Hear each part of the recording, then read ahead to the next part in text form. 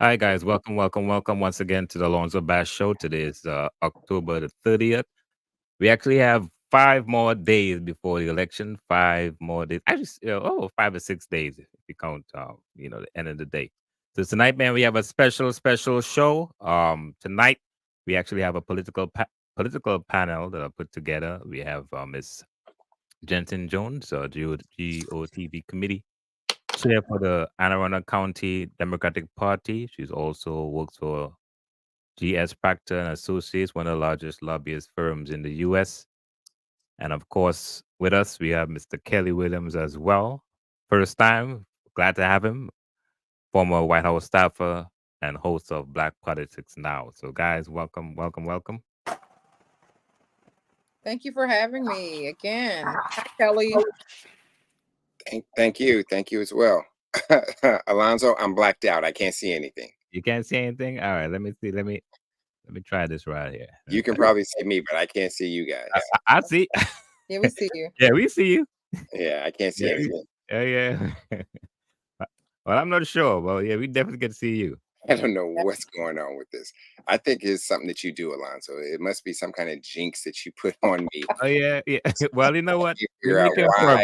We're making progress because the last time, you went away. Yeah, totally. Well, he's probably gonna come back on. But I'll put you up, Miss Jones. There you go. Yeah. So we're definitely making some progress because the last time we couldn't get Mr. Kelly at all. But anyway, Miss Jones, how are you? I'm well. I am a little tired. I've just been out all week trying to get folks motivated and excited about the election. So we've been doing what we do in the GOTV committee, which is the Get Out the Vote committee, to certainly get out the vote. And so zoomed back in here for this show and excited to, round out tomorrow, which is the last day of early voting in the state of Maryland. So really excited to round it out here, get folks to the polls.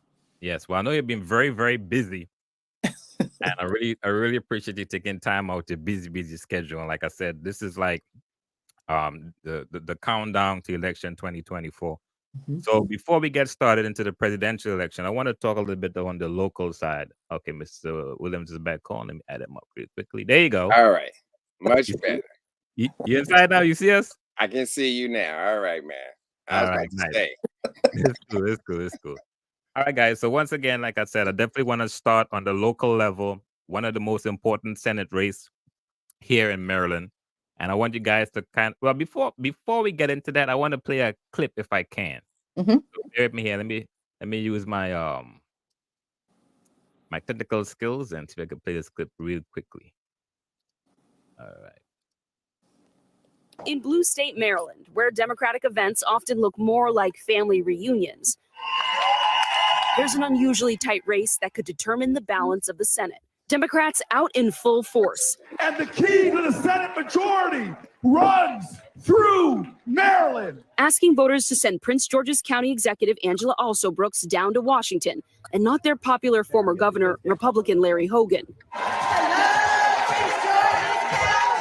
Vice President Kamala Harris holds a 30-point lead here. A new poll has Alsobrooks up by 11, but others have Hogan within the margin of error. And his approval ratings were as high as 70% when he was governor. How do you reach the split ticket voters who are planning to vote for VP Harris, but who like Larry Hogan? He was their 2-term governor. Yeah, you know what? This race is much bigger than Larry Hogan.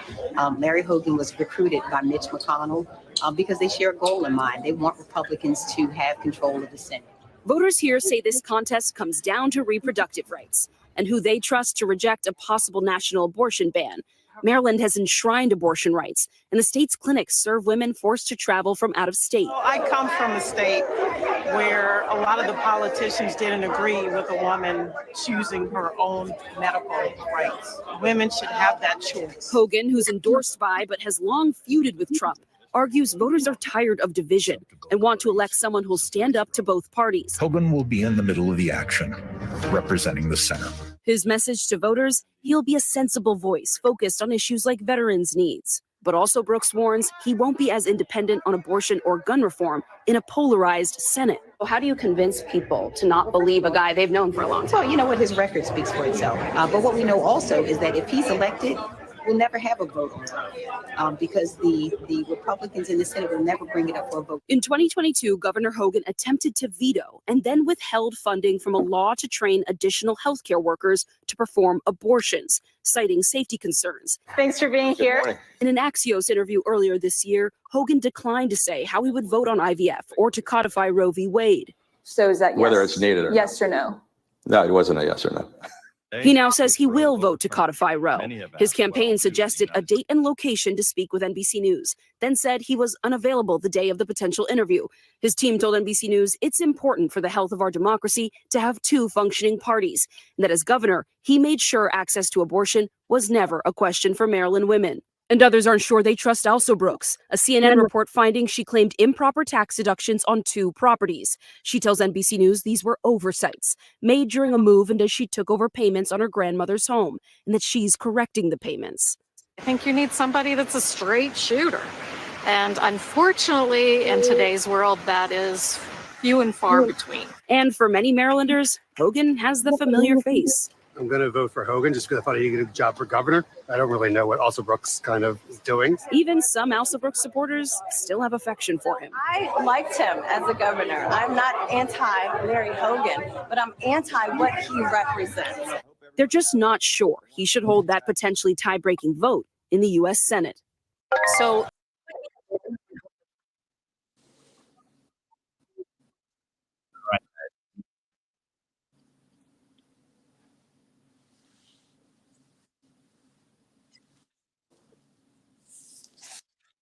All right, guys. So I just wanted to share that clip really quickly so you guys could so we have a fair and honest conversation. So, Ms. Jones, I'm going to start with you. Your thoughts. Absolutely. So again, I think that clip was quite comprehensive in terms of where the race is. And I'll just say for your viewers who are Maryland residents, I think it was clear in the debate. If you haven't had the opportunity to watch the Also Brooks Hogan debate, I think that the case was made and Also Brooks closed the deal. If you can see, I have her shirt on here. And listen, we are very, very serious about ensuring that we protect and defend the majority in the United States Senate. And again, a few days ago, we hosted an event here in Annapolis for seniors who, by and large, voted for Hogan in both of his terms. He did 2 terms as governor here in the state of Maryland. And these are African-American elders who, just found him to be someone that they resonated with. But let me tell you something. They were super excited about Angela Also Brooks when they left out of that event the other day. Because one thing to be true is that people know that in these kinds of elections, people spend a lot of money to certainly desecrate and to pull apart the character of candidates to the tune of almost $8 million that the Hogan campaign has spent to send in Black communities and particularly low income, low socioeconomic communities throughout the state, sending information that is negative about Angela Also Brooks. But I believe that as I've been at the polls and I've been passing out that particular piece of literature that was on the screen dealing with reproductive rights, folks are really waking up and recognizing that we are at play here. We've normally not been at play in terms of Senate races because we're such a blue state.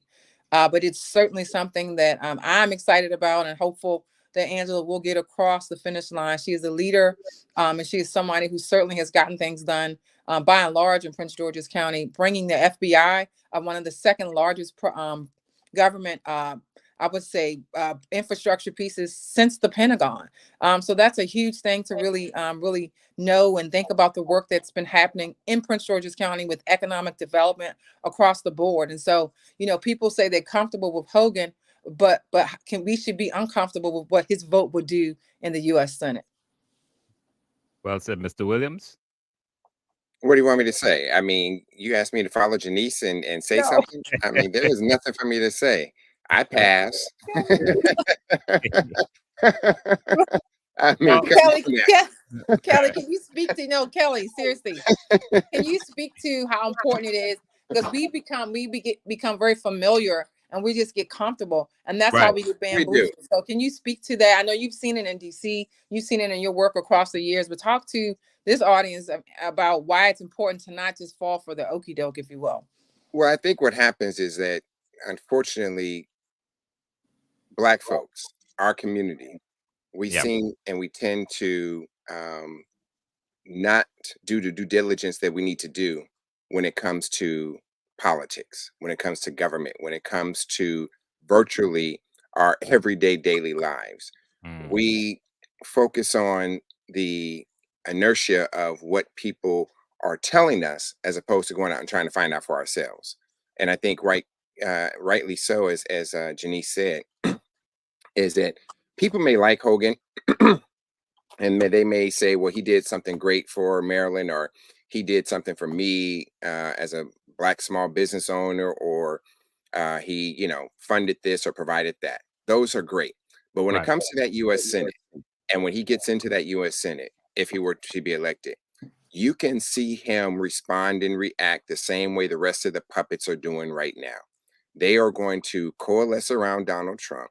They're going to acquiesce every power that they have, and they're going to do whatever the hell he tells them to do because they will be afraid that they will lose it. And unfortunately for Maryland, what you have is you have a lot of Democrats who are supporting Hogan rather than supporting their party.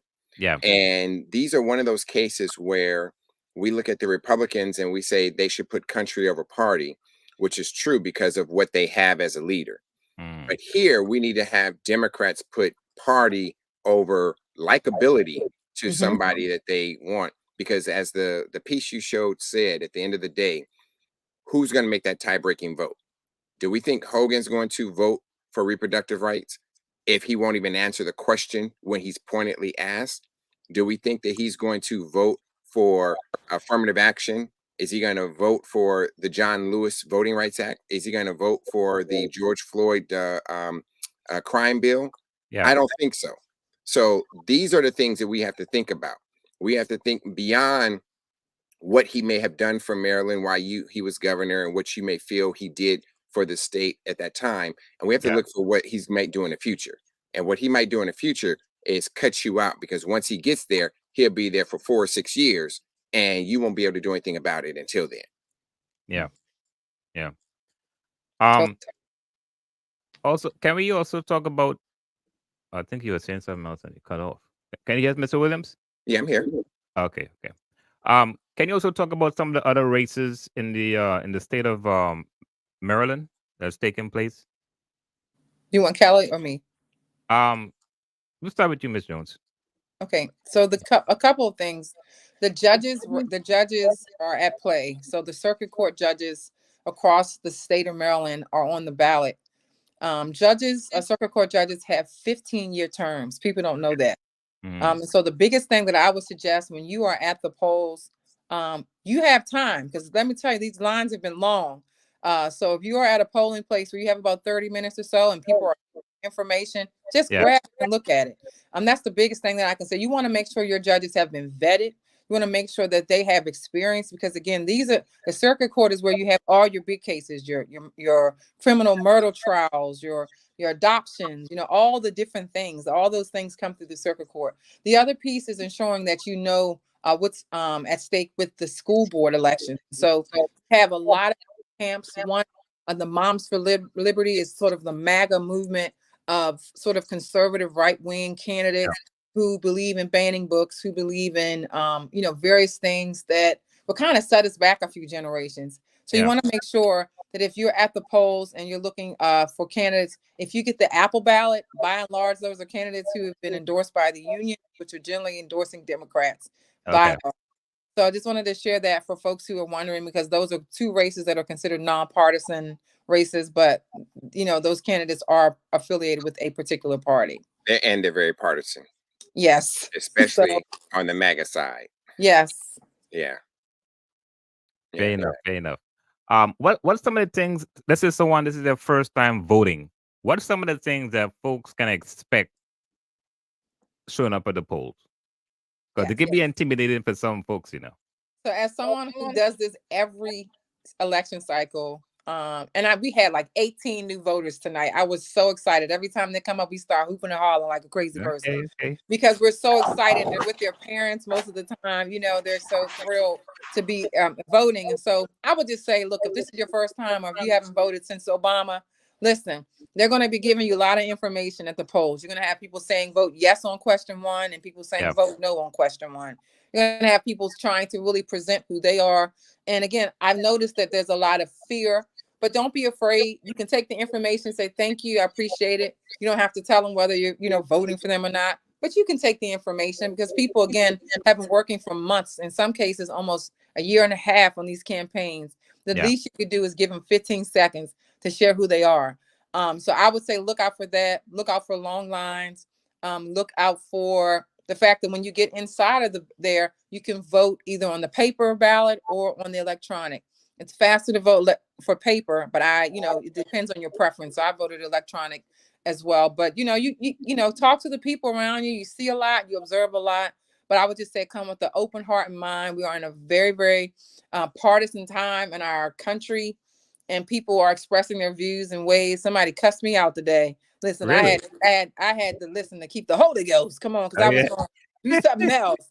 But I was so happy that I did, because several people were watching, and they came over after and said, I like how you handled him. And it was dealing with question 1 and reproductive rights. And he simply told me that I would rather a woman die than for me to see this bill go forward. And I said, sir, how could you say such a thing? So for those who don't understand the importance of those bills, people will be talking about that. And hopefully I have an opportunity a little later, Alonzo, to really express the difference between both voting yes and voting no on question 1. It's a really big deal in this election cycle. Well, I'm gonna leave the floor open for you to touch base on it now, because I really don't want us to forget and kind of run out of time. So yeah, feel free to elaborate Sure. more. So you may see 2 schools of thought at the polls. One is going to be for you to resoundingly vote yes on question 1, which will allow for reproductive rights to be enshrined in the state constitution for the state of Maryland. And what that simply means is this: at the federal level, Roe versus Wade was overturned. We want to make sure that those kinds of things can be reversed. And by and large, women in the state of Maryland, if you ever had to go to the hospital, if you miscarried, you had some kind of unfortunate issue, you want to make sure that the doctors are going to provide you with that care. So what we're saying is that we want to certainly provide that in the Constitution, to provide sort of the safety measures, if you will, for that. And there'll be people on the other side. You'll see this whole mantra of no harm on our kids. And so they're using this very, very thin line to say that this bill has to do with sex changes. And I mean, and the people are understanding it at the polls. They're hearing it and they're saying, what are these people talking about? Yeah. And they get to me and I'm saying, hey, you should vote yes. And they say, oh, this is what this is. So there's been a big push to talk about transgender and all these other things. But at the bottom line with question 1 is reproductive rights and reproductive freedom for women across the country. We've seen it in Atlanta, where this young lady, may she rest in peace, had to go to North Carolina to receive support because she was, terminating a pregnancy, and came back and her body became toxic, and they didn't want to assist her in Atlanta, and she died. So those are the things that I share with voters. And we just recommend that they understand the difference between both of those. So thank you, Alonzo, for allowing me to kind of shameless plug on that piece so people can understand. No, I think it's very important, because as you mentioned, there's been a lot of misinformation with with question 1 especially, and of course there's a big debate now with a woman's right to choose.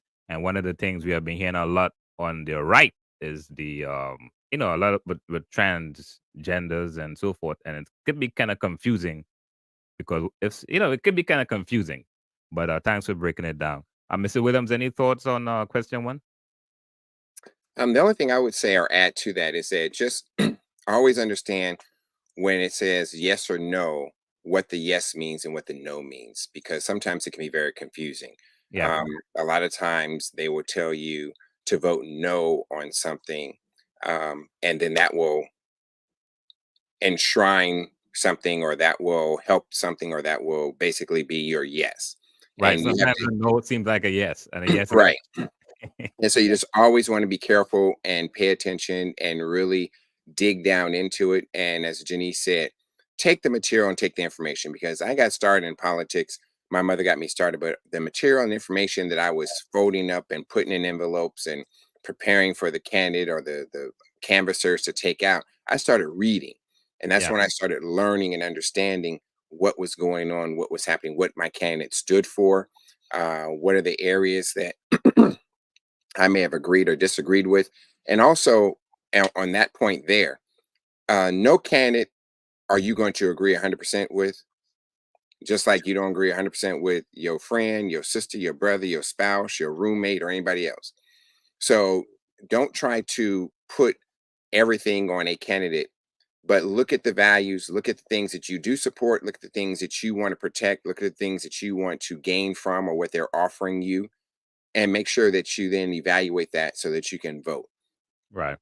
Question one or some of the other petitions that I've seen, read those petitions, because those petitions are very important. And as Jenese said, they will be enshrined in law or your constitution.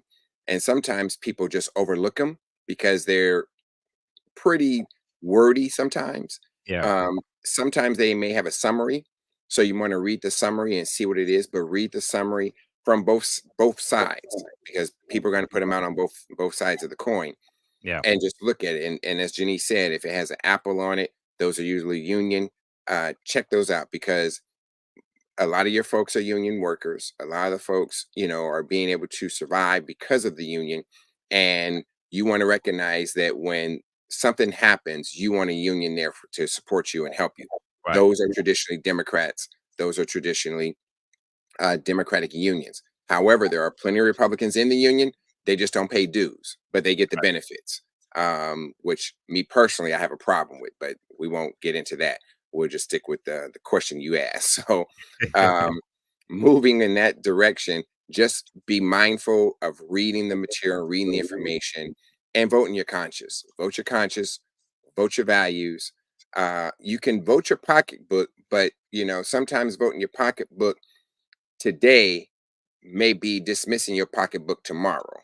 So you may be in a tight position today, but that doesn't mean that where we are isn't going to get you where you need to be tomorrow. So think about that in a very concerted way. Fair enough. Fair enough. Fair enough. Fair enough. All right, guys, I have a question again. So question: most people tend to have a critical view about politicians, like they're, corrupt, they're for themselves, and so forth.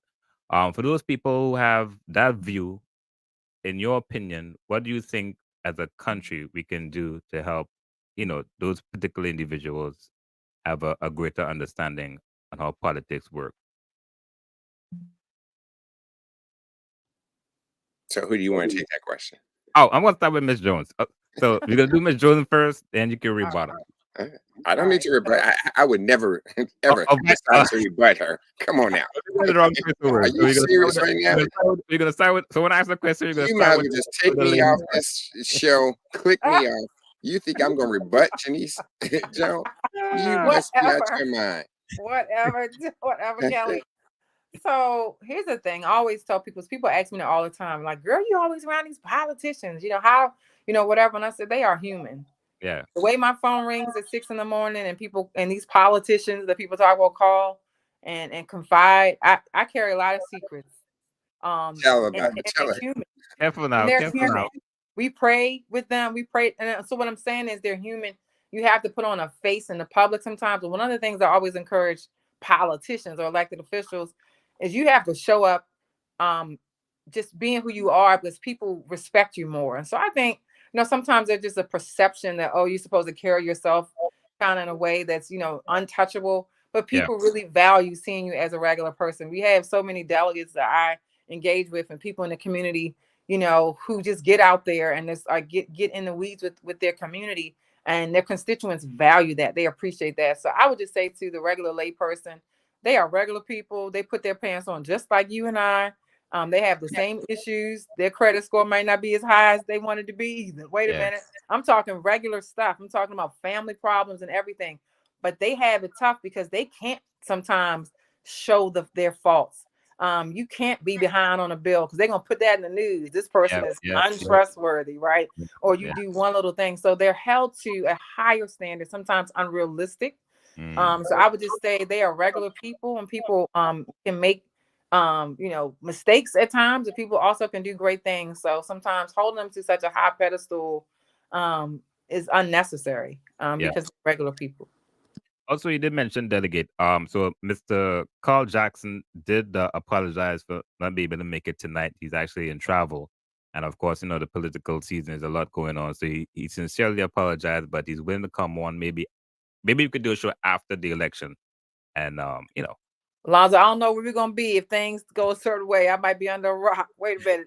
But you know what? All right, so let's jump into that real quickly, right? November the 6th, there's a lot of probabilities that may happen. Let's say for the sake of argument, I think most of us may have a general understanding that we probably wouldn't know till a couple of days after. Hopefully not who's going to be the president, for the simple fact, if we have anything like what happened back in 2020. So the question I'm asking is, what are your thoughts if Donald Trump wins this election? You can take it, Kelly.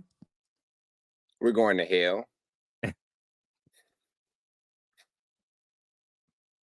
Look, if Donald Trump wins, in all seriousness, if Donald Trump wins and he has a House and a Senate, you can better believe that he is going to be, and I'm going to say, radicalize this country. And he will do exactly what he said he was going to do. He will become a dictator. He will deport. He will pass legislation immediately. The Republicans will have legislation drafted and ready so that as soon as he's sworn in day one, they're going to go into session and they will pass all this stuff that will reverse everything that Obama did, that Biden did, that Clinton did, that Carter did, that Kennedy did, that Johnson did. They're going to just reverse everything because they will believe that they have a mandate to do it because Donald Trump has already told us everything he's going to do. Yeah. And if the American public says, okay, we want what he said he's going to do, even though they're ignorant to realize that he means everything he said, they're going to put it in writing, they're going to pass it, and the Supreme Court is not going to overturn it.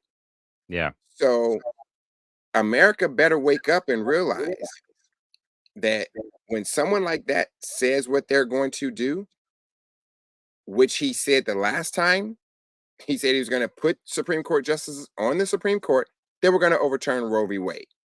Oh, he won't do that. That's codified into law. That's not going to happen. Yeah. Then they go ahead and they put these judges in place, and every one of those judges said, that's settled argument, that's codified, no change is going to happen. And as soon as they were able to do it, they changed it. They didn't wait.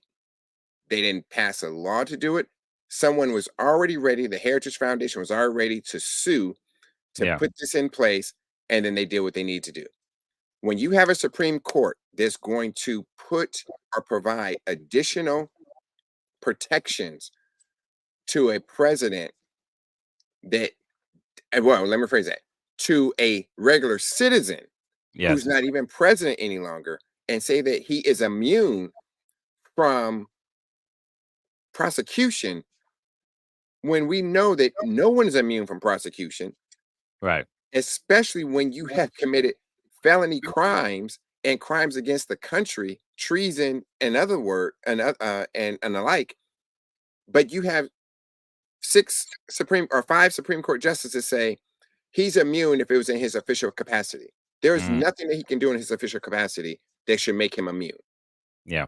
Which is why we hold that standard over a president, because we're not a nation of kings or dictators or authoritarians. We're a nation of laws. And what the Supreme Court just said is that we're no longer a nation of laws.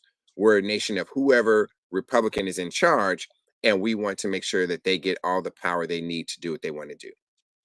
So, yes, if Donald Trump wins, you better believe that the country is going to go to hell because he's going to throw in the tariffs. He's going to do everything he said he's going to do. Ms. Jones? Kelly, I think you hit the nail right on the head. And I want to take from a perspective of if Donald Trump wins, the sort of psyche and the emotional positioning of people in this country. I think that you would see, by and large, high levels of anxiety. People, medical professionals are already talking, embracing Yes. for if that would be the case. The pressures that immigrants would feel, the pressures that seniors would feel when we talk about Medicare and those things that are embedded in that Project 2025 manifesto of leadership. Kelly alluded to it there with the Heritage Foundation. You know, what are the next steps for people as they think about their life, their livelihood, and then the biggest thing is this, getting along with other people who don't think the same way as you do politically. Yeah. When you see someone with a Trump sign or they're wearing a MAGA hat, does it cause you to be traumatized? What are those Denise, things? can I interrupt real quick, Jenese? And I'm sorry, because you Mhm. just hit on something. Mhm. How do we live? Trump being elected will empower everyday white Americans, racist white Americans, who feel empowered by what he is doing to feel that they can do it to any one of us. Yeah. Yeah. Just as you see and see it now, where they say, well, the FBI is crooked. So you have people going to the FBI trying to shoot and kill FBI agents. Don't think that if you're African American, if you black, if you colored, if you a Negro in this country, that you won't get scooped up and shipped the hell out of here too. Don't think just because he's talking about Latinos, Puerto Ricans, and everything else, that that's what it is. He's doing that because he feels that we don't like them, they don't like them, nobody likes them, and everybody's against them. He is an immigrant, just like his father was an immigrant, his grandfather's an immigrant, and both his wives are immigrants. Donald Trump is a German Nazi. He would claim he was Swedish because he didn't want to have to deal with the Jews in New York and have them not rent from him, help him, and give him money. He's German, just like his father. His father was a Nazi, worked in the Gestapo. People need to know that and understand that. So don't think that what he's saying is just rhetoric or he's saying it just because. He's saying it because, like every country that has had a dictator, they started out with one group, went to the next group, went to the other group, so that they can make it so that it'll be all white. That's why it's called white nationalism. I'm sorry, Jenese, keep going. No, I mean you're bringing in these points, and it's starting when you say white nationalism. It also, when it comes to, we've seen the past few days this sort of conversation around religious separatism in a way, and sort of this Christian nationalism, Right. which is really taking a huge conversation. People often have said that the most segregated time is on Sunday mornings, right? And so we still have that, but when we start to see the sun, what is it, swagger? And those folks come out and say these things that Donald Trump is the second coming and all of these things, and anyone that's supporting Kamala, is sinning or whatever other strange things that have been said. It starts to put this stuff in perspective and really show what people think of us as a people. And I'll go on to say, as we look at what happened at Madison Square Garden, the complete in your face, what they called a joke, was completely disrespectful to the Puerto Rican community. And I would say Americans. Minorities by and It's large. disrespectful to Americans. It's disrespectful overall. Right. Yeah. Because what Donald Trump doesn't know or doesn't care, and none of his people care about, is that Puerto Ricans are Americans. Yes. But they don't see them that way. Right. And so if they don't see them that way, what makes you think they'll see us any differently? Correct. Because they'll just say to us, well, we brought you over here so we can get rid of you. Back during the concentration camps, back in the Second World War, there were Japanese Americans that got put in those concentration camps. Not just immigrant Asians, but there were American Asians that were in those camps. That's also why they got reparations. Right. That we still haven't gotten. That they were still fighting for. So right.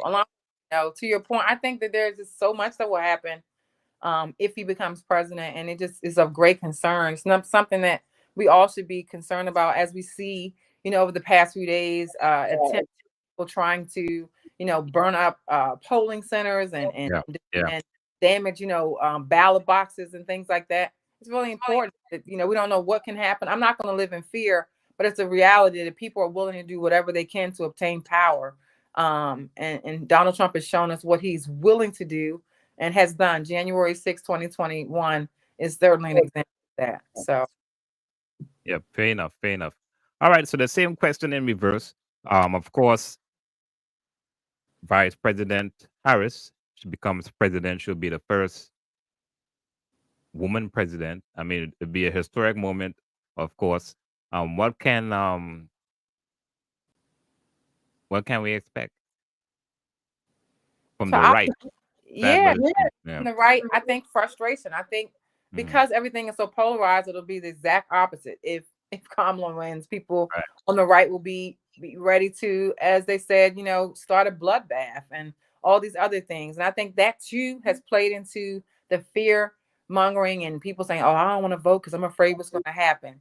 Yeah. No, and so I think that people will be overall happy, but at the end of the day, on the right, there will be, of course, a lot of crazy things happening. Kelly, you can take over. I agree. I think there's going to be a palatable anger on the right. They're going to say that it was fixed, it was rigged, it was stolen. So we'll have to deal with that. There may be a second January 6th where, even without the invitation of Donald Trump, on the ellipse, that he may say something on his social media. There'll be stuff on Fox News. There'll be stuff on the outlier stations, OAN and the like, Steve Bannon and his podcast and everyone else. They'll probably still say, "Show up here," and they'll probably do just that and show up at the Capitol to try to disrupt and stop the count again. I wouldn't put it past them. Because, like I said, 2020 was the trial run. So they have been more emboldened and more empowered to do so now. And I think that that's probably what they'll do. They'll probably do that and, come out and try to do something, try to intimidate, which they're also going to try to do at the polls. So definitely, whether you're in Maryland or whatever state you're in, recognize that there will be, they will try to intimidate you. They will try to, especially if you are in any of the battleground states, they're going to try to intimidate you. They're going to be standing at the polls,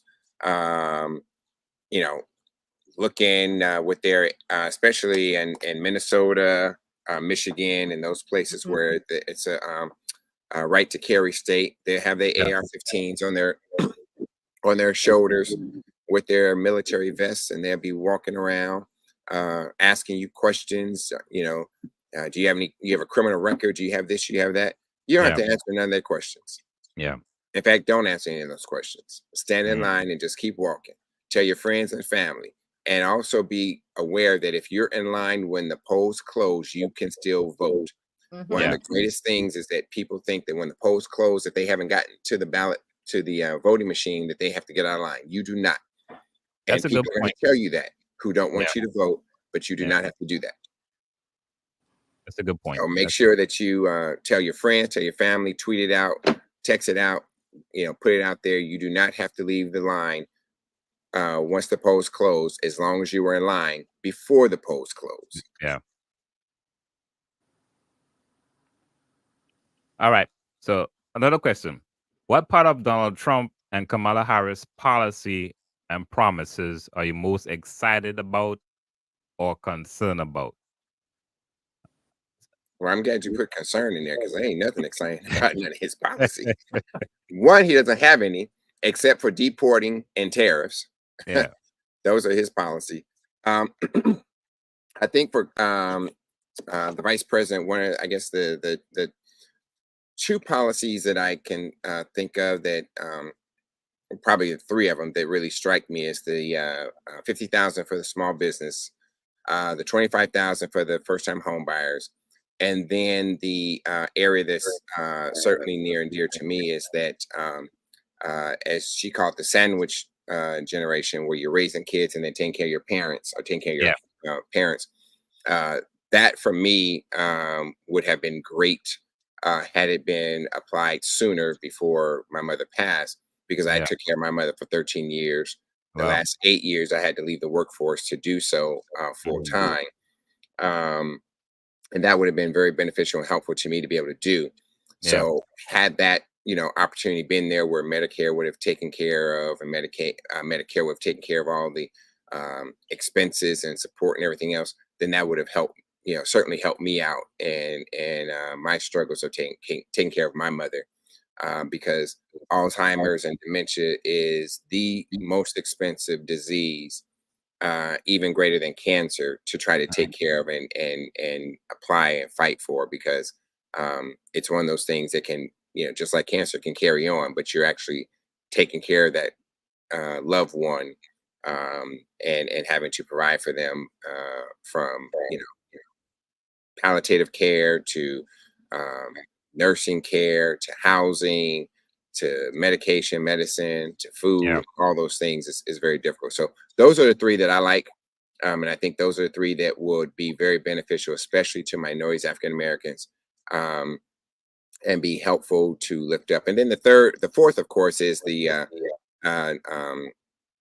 child tax credit that will help lift a number of children out of poverty, as it did when Biden put it in when he first got in office. So those are the four that can easily, I think people should be able to run off, just like I was able to do, because it resonates. No one can tell you what Trump's policy is other than deportation, a tariff, which is a tax on the whole United States, and tax cuts for the rich.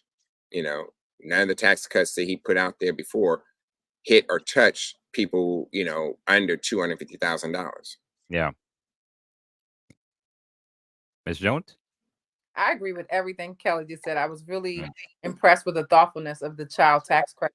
I think the piece dealing with if you are having your first child, I think they're like $6,000, and I think that's something it shows the way that she cares as a leader, and really moving the country forward. Thinking about people who want to buy homes for the first time and how difficult that can be for closing costs. She's talked a lot about that. So I think that it meets people where they are. And in terms of ensuring that Roe versus Wade is overturned, in the sense of ensuring that it is put back in, because we have gone through a lot in this country, and I know that is a big piece of what Kamala is focusing on. Vice President Harris wants to ensure that reproductive rights are protected for every woman in this country, and so I think as a woman that is very important to me, and she's talked about ensuring that is taken care of. The other piece I'll say is, Vice President Harris is respected amongst leaders across the globe.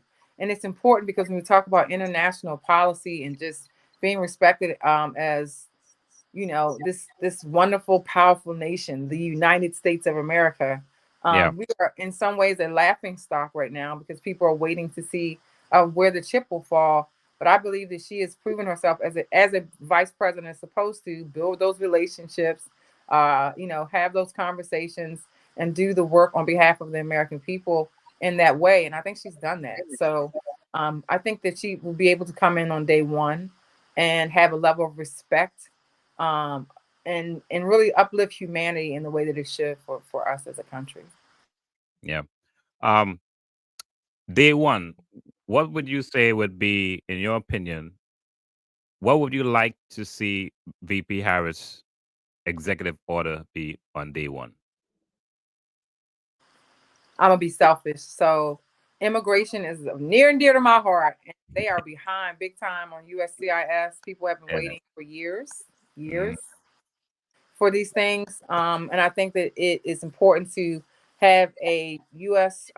Citizenship and Immigration Service that really is well staffed and ensure that people who have been backlogged because of their country being an African country or a country that people don't feel is, they feel, oh, these people are coming here and taking our jobs or whatever. No, it boils down in many ways to racism. We've experienced it in my family. And so I certainly would hope that immigration would be a high priority for her in terms of releasing funding so that they can hire, because it's really just having people do the interviews. They're backlogged on doing the interviews. So I pray that would be the first thing that she would do. Mr. Williams? Expand the Supreme Court. Mm. We have 13 districts. We have 13 districts in the United States, but we have 9 justices managing 13 districts. We should just have 13 justices, 1 for each district. Expand the Supreme Court. Oh, that's interesting. I never heard that that argument before.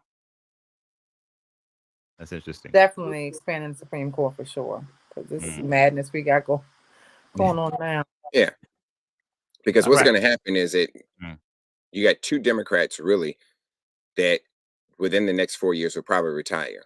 Yeah, you might have 1 or 2 Republicans retire, but Clarence Thomas will probably keep his ass there till he dies, especially if there's a Democrat in office. But the potential is that you could have 2, quite possibly 3 new appointments. And, the Republicans could easily pick up 2 more justices. Yeah. It's a wrap with the 6. You can forget it with 8. Yeah. You can just forget it. They will put everything through, and what most people don't recognize is, the laws are made by the legislature, but they're interpreted by the courts.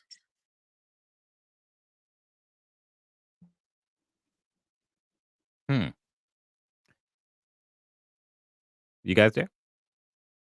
We waiting on you. Yes, we Oh, here. sorry. Yeah. Oh, yeah. Sorry, I'm looking at the. I'm looking at the. Nah, we here. Alonzo, you on fumes. I'm No. on fumes. That's my fault. I love you with a real love. I'm on fumes. I've been up since the wee hours talking with these folks at this poll. I say, Alonzo.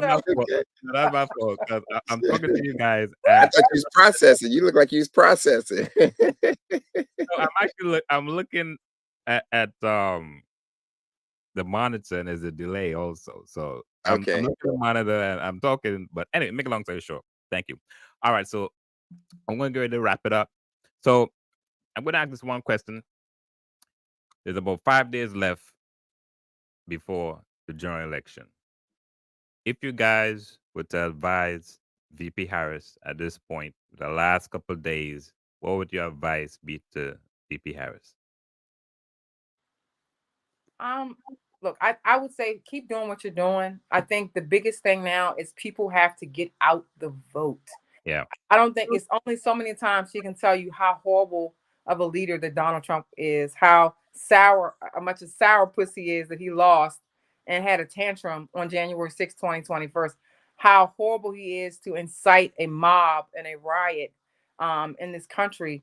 And she can say it over and over and over. But again, I think people are seeing it. It's just, I'll be honest with you. I've how do I say this? Crazy. Some people like drama. Some people want to see Trump in office because they want to see what it's going to be. Yeah. And I'm speaking to those people. Don't be messy, y'all. Vote for the person that's going to move us forward. He is not the person that's going to do it. So I would say do that. But to everyone that will watch this, you got to just do your part and stop saying that your vote does not matter. We recently, and Kelly, I love you just to end it out, but when I was knocking doors in Annapolis and we were in our public housing communities, I had people say, well, they always say they're going to do stuff and they never do it. Yeah. And that hit me deeply because I was walking in houses that had black mold.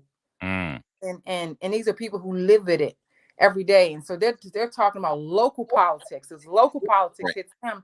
So in their mind, they ain't think like nothing about anything at the federal level, right? Yeah.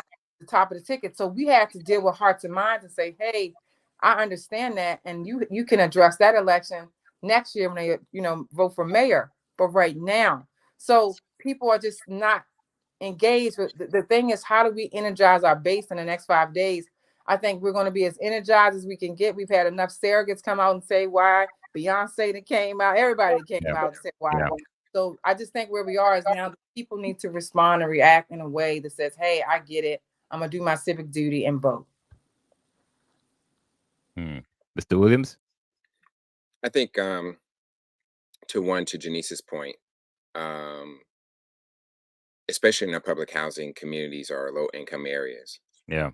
we have to be able to, this is aside from your question, I just want to piggyback on what Jenese said. We have to help our people understand the correlation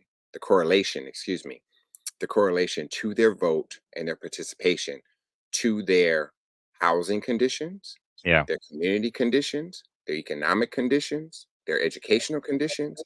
All those things are tied to voting. If I use my Ward 8 in DC as an example, there are 90,000 residents in Ward 8. Yeah. There's only 42,000 of them registered to vote, but only 8,000 vote. Okay? Less than 10% of the population vote in the city council election. Yeah. Only 11,000 voted in the presidential election. So what does that mean? That means we have one grocery store in our community. That means that our leaves don't get picked up when they're supposed to be. Yeah. That means that our schools don't get the funding that they're supposed to get. So if they're supposed to get $100,000, for example, they get 70,000. But the white school in Ward 3 or Ward 2 in Georgetown, Yeah. they not only get 100% of their funding, but if there's some extra and they need it, they get that too. Yeah. Right? Their trash is picked up when it's supposed to be. Their Their leaves are picked up when it's supposed to be. If their street light goes out, it's fixed the next day. Yeah. My street light goes out, I'm calling, and I'm an elected official. I'm calling, sending out emails, and they'll tell me we'll get to it.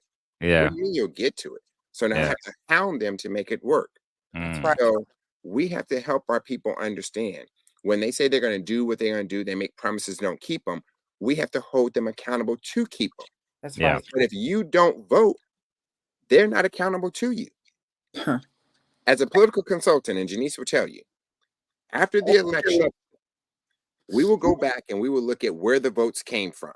And the first place we go and we take that candidate who just won is back to the place where the votes came from. We're not taking them to the place where the votes didn't come from. Yeah. We're taking them to the people who voted and elected them into office. And all those people who elected them into office, that community, whatever they ask for, they get. They get. Yeah. Period. Period. Now we're going to take them to the community that didn't vote for them. But what happens when we take them over there, they bitch, gripe, and complain about what they didn't do, but they didn't step up. Yeah. They didn't even hold themselves accountable to get what they needed. So now you can't hold this person accountable. You should, because it does not matter where you voted or not, they're still responsible for you and to you. Yeah. But the reality is this: if you're not in the game, you don't play.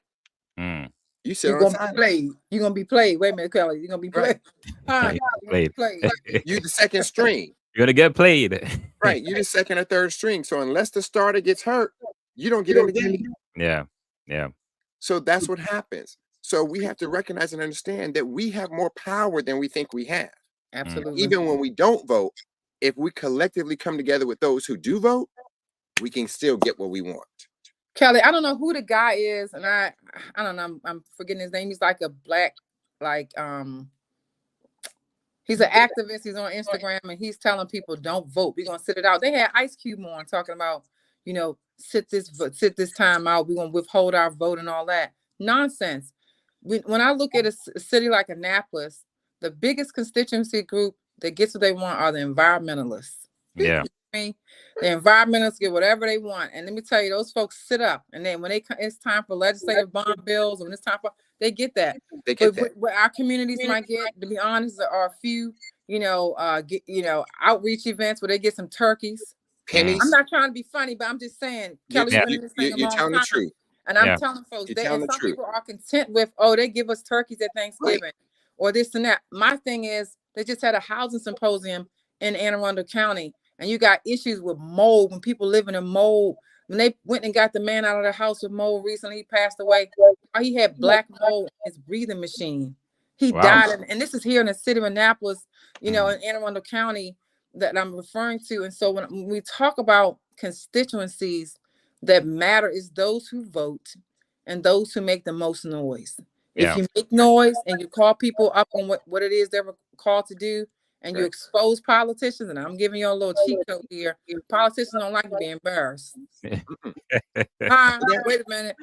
Put it in your email. You following up. You say, if you don't do it, we're gonna do a press conference. All 7 on your side.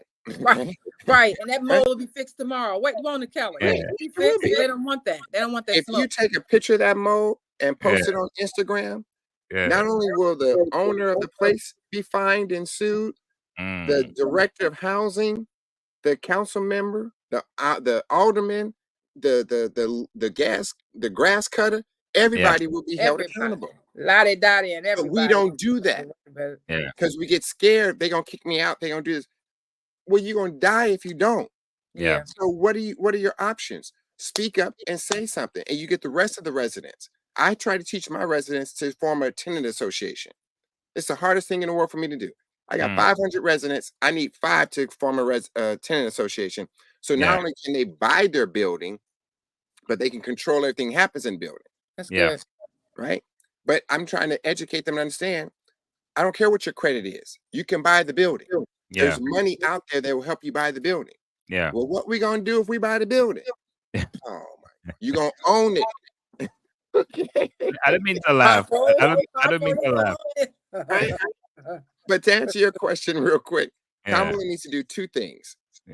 She needs to get an ad out going from now to election day of Liz Cheney saying how great of a woman she is, how great of a president she would be, how great of her even though she doesn't agree with her abortion or policies, but how women's rights are, on the ballot, how democracy is on the ballot. Everything that Liz Cheney said in those interviews about Kamala Harris, she needs to cut that, put it in the ad, and put it out there. The second thing she needs to do, the Lincoln Project has already started doing it, but she needs to get another ad out rebutting this idea that she started this transgender paying for transgender surgeries. Health in prison. That happened under Donald Trump. That did not happen under Kamala Harris. Donald Trump put the policy in place, amended the policy to allow it to occur when he could have stopped it, and now he's putting out ads saying it was Kamala Harris who did it. She's getting caught up in an interview where people are asking her what she would do, and she's like, this is the law. This is what I would have to do. But she hasn't rebutted it yet. The Lincoln Project has, but they haven't done enough. And they're showing that loop on every football game, baseball game. They're going after the male testosterone to try to say, look what she's doing, look what she's doing. And so she needs to, those are the 2 things she needs to do in this last week leading up to election day. But we need to help educate our people to understand their power is in their vote. And they need to understand that their power is in their vote. They can change. We could literally change DC if we voted. Anne Arundel County, the African Americans, the minorities in that community, they could literally change the communities. We can do it in every inner city, urban community, from Philadelphia, Atlanta to Chicago to Miami. We could change the landscape if we would just do what our grandparents did and fought for. That's right. That's right. Well, guys, I want to thank you so much. Before we leave, there's one thing I want to touch base with Ms. Jones. I think it was I'm not sure if it was a couple of days or last week or so, you were out with the Governor Westmore here in Maryland, and the incident took place. You care to touch base on that? What happened specifically with someone passing out? Yeah. He was pretty upset about it. I saw it on your. Oh yeah. So Governor Moore voted on, I believe, Tuesday. Well, Monday actually. At a local place in Anne Arundel County, Pip Moyer, and he was doing a press conference after he voted with some folks in the community who had previously supported Governor Hogan. One of our community leaders near and dear to our heart, actually passed out when he was doing the Q&A portion. One of the MAGA candidates said, "Oh, this looks like it's a staged event," and it was so disrespectful. Those are the level in which people are operating now. So the governor, being who he is, of course, went over there and made sure that he could assist that community leader. But I was just so taken aback. Again, people want to exercise their First Amendment right and say whatever, but it comes to a point where people have to understand. We have to respect one another. And I'll just say that even what I experienced today, the man had his hand in my face. I said, "Good God Almighty!" I said, "Wait a minute," because the people are watching. And I had to say, "You got to back up a little bit. Wait a minute, you're a little too close. Wait a minute." Yeah. So, because he's feeling all about his, amendments and vote no on question 1. And I said, I hear you. You're gonna back up off me too, right? And so I think people have been emboldened by Trump to take on this sort of be Billy Badass, as my mom said. You think you big and bad or whatever, and somebody will be time enough for him. But I'm saying, in that instance the other day, I was just so taken aback that one of our community leaders again passed out. It was hot a little bit. She's already had heart conditions, and it was legit, man. And she passed out, and this woman was behaving like that. So we see these things, but I would just tell people, just stay vigilant, be mindful. We have certain people want to put yard signs out. They're afraid because of what the visceral kind of reaction has been. So I'm just telling everyone, just be mindful, be prayerful, stay aware, and let's fight to the finish line, y'all. We need help. If you're gonna ask me what my call to action is, I need people to get on phones on the 1st, 2nd, 3rd, and 4th, and the 5th. Whatever you can do for the community, everywhere around the country, wherever you are, wherever you find yourself, there's somewhere where you can get on the phone or you can knock doors. Support this effort. Yeah, and what Jenese said right there is exactly what I alluded to when I said if he wins, people are going to be emboldened to feel that they can say and do whatever they want because he says and does whatever he wants, and we don't hold him accountable. And that's the problem, because we would certainly hold Kamala, Barack, or anybody else accountable, but for some reason, Donald Trump doesn't get held accountable. I mean, he even gets his sentencing date pushed back to after the election, and if he wins, there is no sentencing date. It's like, what do we? I have. You can end the show because I'm gonna say something I don't need to say. It's so good, man. That's why we're here. Real people, real conversations. I gotta keep my Jesus for a little while longer. Well, hopefully, man, after November the 5th, let's say after November the 5th, 6th, we all be standing on the right side of history. And in a celebratory way. Of course. Before we go, another question I have to ask before we leave: is it too late for folks who are interested in volunteering at the polls, or? Absolutely. No, let me say, it's not late at all. If you are, depending on your party affiliation, you can just call your local party office. If you live in Maryland, you can reach out to me on this live and say, "Hey, lady, I want to do something," or go to Maryland Democratic Party, mddems.com, mddems.com, and they have everything on there, every crevice of the state, wherever you live. They have door knocking events happening every day leading up to the election, as well as phone banking. So it's available. Well, guys, thank you so much for taking time out your busy schedule. I know you guys are gonna be busy for the next couple of days. Try and get some sleep, try and get some rest. And I would love to do a show after the election, but I don't want to set a date yet. Maybe don't set no date. Yeah, I gotta see where we fall, where we at. I gotta see how emotionally I'm feeling, sir. Yeah. Well, we'll keep in touch. So, guys, man, any last things you guys want to say before we call it a night? Vote. Just vote, y'all. Vote blue. Frustrated. Vote blue. Take it. But if you don't vote now, you're gonna. And the thing you won't be able to vote later. That's right. Okay. That's right. Let's just say it. If you don't vote now, you won't be able to vote later. Yeah. And of course, tomorrow is the last day for early voting. Tomorrow. Yeah. So, All right, guys. With that, man, I just want to thank you guys once again for taking time out your busy schedule, and see you guys at the polls. See you at the polls. polls. Bye. All right. Thank you so much. Good night. Good night.